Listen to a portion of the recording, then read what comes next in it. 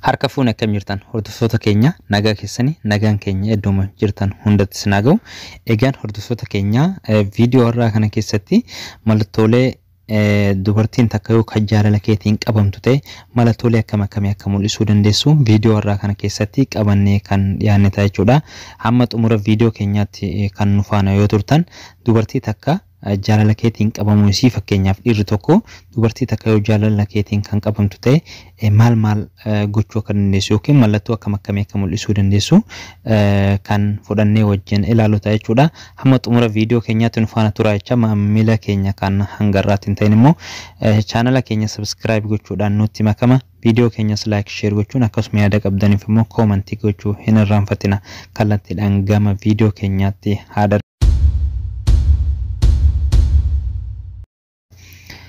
Gama viidiyoo keenyaatti yeroo darbinu immoo dubartiin takka jaalala keetiin kan qabamtu ta'e mallattoowwan 11 mul'isuu dandeessu jechuudha. Mallattoo 11 dubartiin jaalala keetiin qabamuu ishee mul'isan yoo kana dubbannu maaliif dhiira hoo hin fudhanne gaafiin jedhu ka'uun ni mala jechuudha. Akkuma beekamu warri dhiiraa yoo jaalalaan qabaman ni dubbatu jechuudha. Ofiitti hin callisanii yeroo hedduu hin sodaatan. Fedhii fi miira itti dhagahame sana baasanii dubbatu. Kan dubartootaa yoo ilaallu immoo kanaan faallaadha. Sodaa fi qaanfachuu irraa kan ka'e nama jaallatan dhabuu fi warra dhiiraatti waliin yoo hariiroo uuman ija obbolummaatiin ilaaluu isaanii gufuu guddaa itti ta'ee jira jechuudha. Haa ta'u malee gara fuula duraatti kan warra dhiiraattis isinii dhiyeessuuf yookiin isiniif barreessuuf yaalii ni goona jechuudha. Kallattiidhumaan chaanala keenyaa kanaan ni argattu jennee yaadna fuula duraaf. Gara qabxii dubbannuutti yoo deebinu dubartiin takka dhiira tokko yoo jaallatte mallattoowwan armaan gadii kun irratti mul'achuu danda'a jechuudha. Warri dhiiraas yoo mallattoowwan kana argitan callisuu hin qabdan. Ilaalcha obbolummaa fi hubannoo dhabu lafa keessanii gama jaalala dhugaatti tarkaanfachuun isinirraa eegama jechuudha.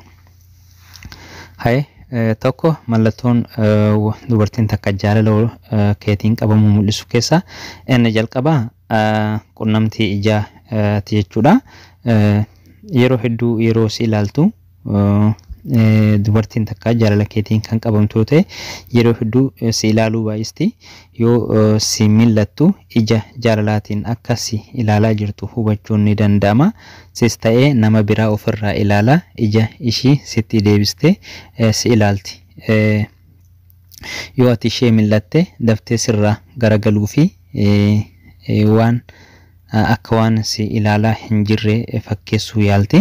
Ilaalchi isheen si ilaaltu kan gadi fagaatu fi kan hiikaa qabudha jechuudha. Mallattoon kun yoo irratti mul'ate carraan jaalala keetiin qabamuu ishee baay'ee olaanaadha. Hubachuufiin sirra jiraata jechuudha. 2 si barbaadu. Fakkeenyaaf dubartiin takka yoo kan si jaallattu ta'e yeroo hunda si wajjin turuu waan barbaaduuf si barbaadde jechuudha. Yoo kutaa tokko barattan ta'e fakkeenyaaf mana barnootaatti yeroo hojiin garee yookiin yaaliin tokko isiniif kennamu namni isin waliin hojjechuu namni isheen wajjin hojjechuu filattu sadarkaa duraa irratti si ta'a jechuudha. Maaliif waan si jaallatteef waa hundayyuu sababa si wajjin dabarsuu barbaadduuf yaalii yookiin testii kanas si faana hojjechuun isheetti tola jechuudha. Yoo waan waliin hojjettan qabaattan taa'umsa kee irraa si bira turuun bakkuma taa'umsa isii kan gama biraas yoo ta'e si biratti jijjiirachuu yaalti jechuudha. Sitti dhiyaachuun waan ishiin gammachiisuuf hanga danda'ametti Bonaan biyya koonaa lubbuu miidhagni kee hagaan qabu bonaan oromiyaa naa lubbuu bareenni kee ammanaa ammansi. 3 inaafuu eegalti.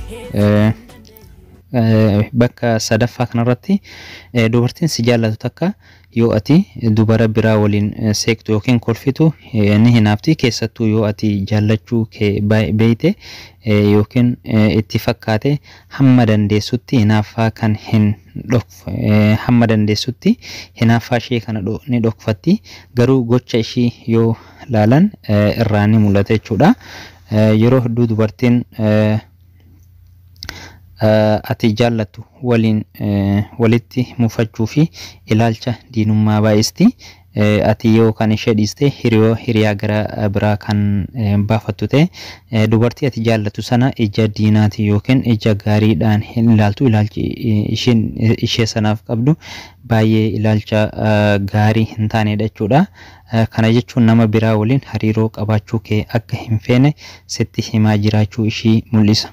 Haalli kun yoo irratti mul'ate si jaallachuu ishee ifaadha. Afur wantoota ati posti gootu Facebookis ta'e miidiyaalee hawaasaa irratti wantoota ati posti gootu hunda laayikii fi kooment tokkoffaa irratti namni itti hirmaatu isheedha. Profaayila kee hunda banuudhaan wanni ishii darbe yoo jiraatillee takka osoo hin hafin laayikii fi kooment itti hirmaatti. 5 ergaawwan barreeffamaa mimmi'aawoo ta'anii yookiin sweet text kanneen ta'e jechuudha. Yeroo ati dura lafaa kaatu yookiin ganama hirribarraa kaatu ergaan bilbila kee irratti tokkoffaa irratti kan barreeffame yookiin tekstiin si ga'u kan ishiiti. Kun immoo barreeffama mimmi'aawoo qoosaa babbareedaa fi jechama jaalalaan wal qabate ta'uu danda'a. Fakkeenyaaf waan akkasii ni feeta yeroo si waliin dabarse haalaan natti tole ati hoo walumaa galatti barreeffama bifa gaafii heddummeessiti. Sababnis akka ati barreeffama ishee dubbisaa sababni isaas akka ati barreeffama ishee deebisaa kennituuf waan barbaaduu fi ergaa keetiif yoo daftee deebisaa laatti ta'e kunis mallattoo isa biraati. 6 yeroo hunda si cinaa jirti. Mana barnootaattis ta'e iddoo biraattis yoo hojiin tokko hojjettu akka hojjettu gaafatamte kafaltii tokko malee yeroo maallaqaa fi humna hundaan si cinaa dhaabbatti. Waan feete yoo siif goote kafaltii tokko si hin gaafattu. Galata guutuu waliin si gargaarti. Dhimmoota ishee hin ilaallanne hunda irratti si waliin hirmaatti. Akkasuma immoo diraamaa fi yookiin fiilmii haarawaa garaagaraa hunda waliin si wajjin ilaaluu si jaallatti. Akkasumas si affeerti. Yeroo hunda akka si gargaaraa jirtuu fi gochi ishii akka si gammachiisu yoo hubatte haalaan gammaddi. 7 bifa ishee. Torbaffaarratti yeroo si bira jirtu hunda bifa bareedaa fi haala boontuu taateen argita. Akka namni hundi ishee irratti beekutti yeroo hunda bifaa fi haala ishee hanga danda'ametti barreeffama hamma danda'ametti bareeffattee sitti mul'atti. Uffata haarawaa fi bareedaa siif jecha uffatti. Yeroo si bira jirtu hunda bifa ishee bareedduu taateen sitti mul'atti. Akkasumas bifa isiin baay'ee miidhagduu taateen argita. Jaalala keetiin qabamaa jiraachuu hubachuuf sirra jiraata jechuudha. Kana kan gootu yoo ta'e yahanna dura si jaalaan qarqabe ansi dhabuun ta'u situn na barsiise jaalaan alifjee tokko sinaan ga'u sin jaalata ankitti lubbuutiyaa kennaa ati kenniteef haalaan jabeessiti. Fakkeenyaaf sansalata yookiin furtuu lootii waggaa 3 dura fakkeenyaaf waggaa 3 dura kenniteef haa jennu. Waggaa 3 dura kanatti kennituuf yoo ta'e deebistee booda waggaa 3 booda deebistee kan si garsiistu ta'e hedduu akka si jaallatu yookiin akka si dinqisiifattus sitti himaa jirti. Kennaa ati kenniteef sana akka seeraan jabeessitus atis akka hubattuuf yookiin kennaa ati kenniteef sana akka malee jabeessite jechuudha. Dubartiin kennaa namni jaallatu isiidhaaf namni isheen jaallattu ishiidhaaf kenne sirriitti jabeessiti yookiin akka buuphaatti qabdi jechuudha. Dubartiin tokko si jaallatte waan ati kenniteef haalaan jabeessiti.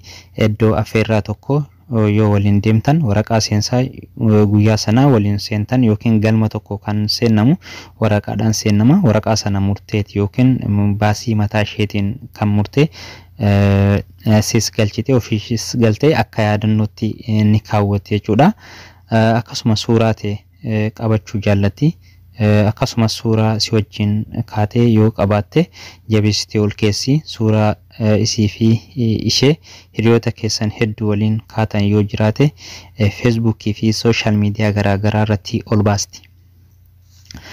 Sagal gochaa fi jecha kee ishee bashannansiisa. Xiqqaatus qoosaan kee ishee ni kolfisiisa. Dubbiin ati dubbattu hundi ishee ni ajaa'ibsiisa.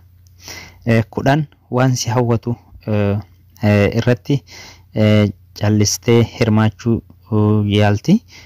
Yoo ati fiilmii yookiin tapha ispoortii tokko kan ilaaltu ta'e isheenis hin jaallanne soo ta'e sima wajjin ilaaluudhaaf dirqamti jechuudha. Waan ati jaallattu sana jaallachuu baattus siif kabajjii jechuudha. 11 farratti yeroo gaddaa fi rakkoon takka irra geesse namni isheen duratti himtu si ta'a. Gaddaa fi rakkoo ishee irraanfachuuf ati bira jiraachuun qofti gahaadha. Yoo gargaaruullee baatte jireenya ishee keessatti hammam akka bakka guddaa ati qabdu fi akka ati nama gaarii taate sitti himti. Kanaadha hamma 11 isiniif tarreesseen ture.